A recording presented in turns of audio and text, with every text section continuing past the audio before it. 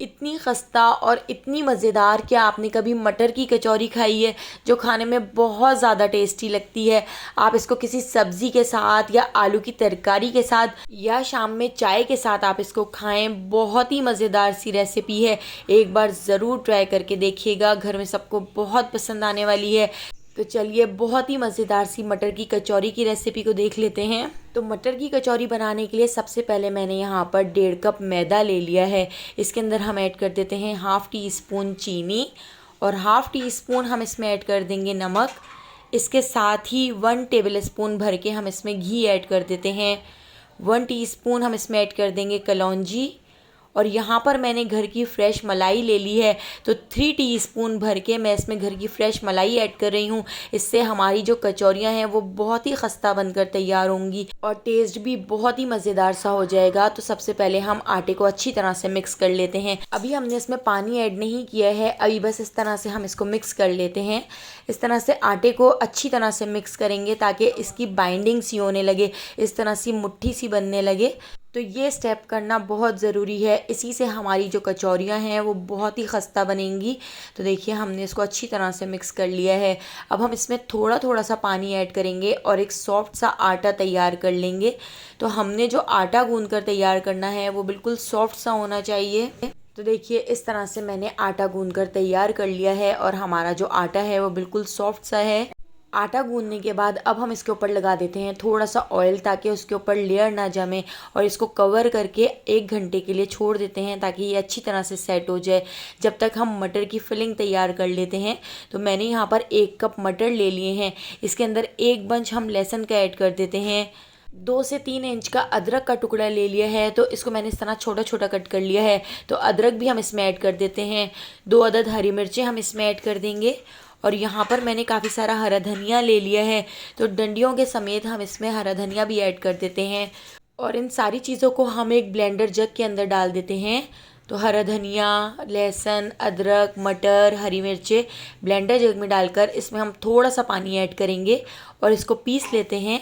तो हमने जो पेस्ट बना के तैयार करना है वो बिल्कुल बारीक इस तरह से हमने पेस्ट बना लेना है। बिल्कुल थिक सा हम यहाँ पर पेस्ट बनाकर तैयार कर लेंगे। तो अब हम गैस की तरफ आ जाते हैं। गैस के ऊपर हमने कढ़ाई रख दी है। कढ़ाई में 3 to 4 टेबल स्पून ऑयल को गर्म कर लिया है। इसमें हाफ़ टी स्पून ज़ीरा ऐड कर दिया है। इसके साथ ही मैंने यहाँ पर हींग पाउडर ले लिया है, तो हाफ़ टी स्पून हींग पाउडर मैंने इसमें ऐड कर दिया है। फ्राई करने वाली चीज़ें जब आप बनाएं तो उसमें हींग ज़रूर ऐड किया करें, ये डाइजेशन के लिए भी बहुत अच्छी होती है। अब जो हमने मटर का पेस्ट बना के तैयार किया था वो हम पेस्ट इसके अंदर ऐड कर देते हैं। पेस्ट ऐड करके इसमें हम थोड़ा सा पानी भी ऐड कर देते हैं। इसी जग को साफ़ करते हुए मैंने इसमें थोड़ा सा पानी ऐड कर दिया है। अब हमने इस पेस्ट को पकाना है, हमने इसके कच्चेपन को ख़त्म करना है और इसको बिल्कुल थिक कर लेना है, इसके पानी को खुश्क कर लेना है। तो मीडियम फ्लेम पर चमचा चलाते हुए इसके पानी को खुश्क कर लेते हैं। साथ ही हम इसमें कुछ मसाले ऐड करेंगे। तो हाफ़ टी स्पून हल्दी पाउडर हमने इसमें ऐड कर दिया है, हाफ़ टी स्पून लाल पिसी हुई मिर्चें, थोड़ी सी हम इसमें कुटी हुई लाल मिर्चें ऐड कर देते हैं। 1 टीस्पून हम इसमें पिसा हुआ धनिया ऐड कर देंगे। साथ ही मैंने यहाँ पर चिकन पाउडर ले लिया है, तो half tea spoon chicken powder भी ऐड कर दिया है, इससे बहुत ही अच्छा सा फ्लेवर आएगा। हाफ़ टी स्पून नमक ऐड कर देते हैं। हाफ़ टी स्पून सफ़ेद मिर्च ऐड कर दी है। इन सारे मसालों को ऐड करके इसको अच्छी तरह से मिक्स कर लेते हैं और इसको पका लेते हैं, इसको थिक कर लेते हैं। तो यहाँ पर आप देख सकते हैं हमारा जो मटर का मिक्सचर है वो बहुत अच्छी तरह से मिक्स हो चुका है और थिक हो चुका है, इसका पानी खुश्क हो चुका है। अब इसको काउंटर के ऊपर रखकर 1 से 2 घंटे के लिए छोड़ देते हैं और इसको ठंडा कर लेते हैं। तो 1 घंटे में हमारा मटर का मिक्सचर भी ठंडा हो चुका है। यहाँ पर हम आटा भी चेक कर लेते हैं, तो आटा भी सेट हो चुका है। आटे को हम रोलिंग मैट के ऊपर रखकर 1 से 2 मिनट और नीट कर लेते हैं। आटे को इस तरह से नीट करने के बाद अब हम इसके पेड़े निकाल लेते हैं। तो मैंने यहाँ पर 6 से 7 पेड़े निकाल लिए थे। जिस साइज़ के हम रोटी के पेड़े निकालते हैं, तो बस इसी साइज़ के हमने यहाँ पर पेड़े निकाल कर तैयार कर लिए हैं। तो तकरीबन 5 पेड़े यहाँ पर मैंने बना लिए हैं, तो 5 हमारी यहाँ पर बड़े साइज़ की कचौरियाँ बनकर तैयार हो जाएंगी। इसके ऊपर हम थोड़ा सा आटा डस्ट कर देते हैं और इसको हम बेल लेते हैं। तो बस इस तरह से चंगेरी बना लेते हैं, बहुत ज़्यादा बड़ा नहीं बेलना है। इस तरह चंगेरी बनाने के बाद इसको हाथ के ऊपर रखकर हम इसके ऊपर डाल देते हैं मटर का मिक्सचर। तो मटर का जो हमने फिलिंग बनाकर तैयार की थी वो इस तरह से इसके ऊपर डाल दिया है और इसको इस तरह से फोल्ड कर लेते हैं और एक पेड़ा बना लेते हैं। और पेड़ा बनाने के बाद दोबारा से हम इसकी इस तरह से चंगेरी बना लेते हैं और बिल्कुल हल्के हाथ से हम बेलन से इसको बेल लेंगे। अगर ये हल्का सा फटने भी लगे या फिलिंग भी बाहर आने लगे तो कोई मसला नहीं है, ये फिलिंग बहुत ही क्रिस्पी हो जाती है बाहर आके। तो इस तरह से हमने इसको बेल लिया है और ज़्यादा बड़ा नहीं बेला है, बस इस तरह से हमने इसको मोटा सा बेला है। इसी तरह से सारी कचौरियों को हम बेल लेते हैं, इनके अंदर फिलिंग ऐड करके बिल्कुल इसी तरह से हम इनको मोटा मोटा सा बेल लेंगे। बहुत ज़्यादा बड़ा नहीं करेंगे, ना बहुत ज़्यादा पतला करेंगे। छोटी सी और मोटी सी रोटी बेलनी है, मोटी होगी तो ये थोड़ी सी फूल भी जाएगी। तो इसी तरह से हमने सारी कचौरियाँ रेडी कर ली थी।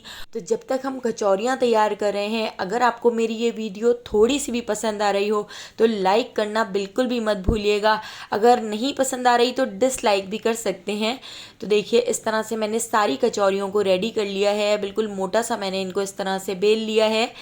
तो अब हम गैस की तरफ आ जाते हैं। तो गैस के ऊपर कढ़ाई रख ली थी। कढ़ाई के अंदर ऑयल को गर्म करने के बाद मीडियम फ्लेम पर हम ये सारी कचौरियों को डालते जाएंगे और गोल्डन सा कलर आने तक हम एक एक करके सारी कचौरियों को फ्राई कर लेते हैं। तो देखिए कितना अच्छा सा कलर आ चुका है और ये कितनी ज़्यादा फूल भी चुकी हैं और इनकी जो फिलिंग बाहर निकली है वो कितनी ज़्यादा क्रिस्पी हो गई है। तो ये कचौरियाँ खाने में बहुत बहुत टेस्टी लगती हैं, एक बार ज़रूर ट्राई करके देखिएगा। रेसिपी पसंद आई हो तो लाइक, शेयर और सब्सक्राइब करना बिल्कुल भी मत भूलिएगा। तो अब हम इनको डिश आउट कर लेते हैं। तो मैंने इसके साथ बैंगन आलू की सब्ज़ी बनाई थी, जिसके साथ ये बहुत बहुत टेस्टी लग रही थी।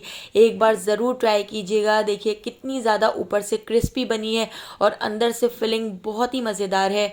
सब्सक्राइब करके बेल आइकॉन की नोटिफिकेशन को ज़रूर ऑन कीजिएगा ताकि डेली जो मैं वीडियो अपलोड करती हूँ उनका नोटिफिकेशन आपको फ़ौरन मिल सके और आप मेरी सारी वीडियोज़ वॉच कर सकें। तो आने वाली वीडियो तक मुझे दीजिए इजाज़त। अल्लाह हाफ़िज़।